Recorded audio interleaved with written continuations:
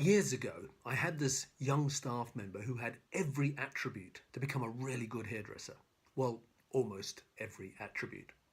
You see, her problem was that she was a perfectionist. And nothing wrong with that, you might say, but let me explain. You would try to teach her a haircut, for example, just a simple one-length bob. And she was such a perfectionist that all she could see was what was wrong with it.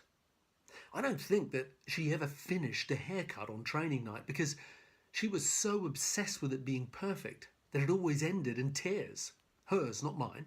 And I'd always have to finish it off. I used to say to her that learning to cut hair and eventually becoming a productive stylist was a series of 4 steps. Step 1 was learn how to do it. Learn how to do it from beginning to end. Understand what the steps are. What are the tools and the technique needed to get to the desired end result? The first step is simply learning the how and developing the insights and understanding of how the haircut works. In that first stage, I don't care that it's not perfect or how long it has taken you. I just wanted her to complete it, to understand it from beginning to end. She never did. Step 2, learn how to do it better.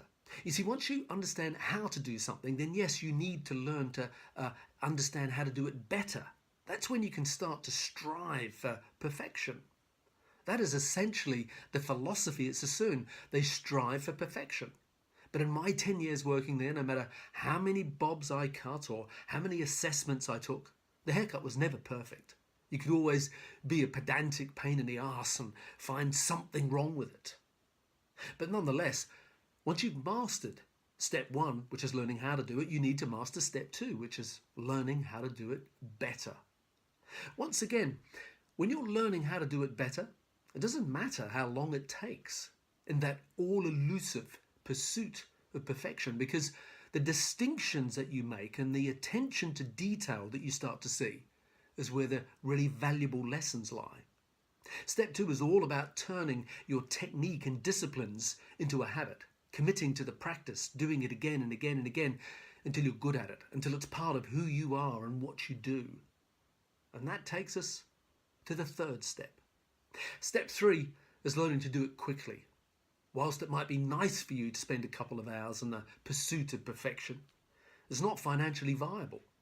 And rare is the client who wants to sit there for 2 hours while you cut their hair.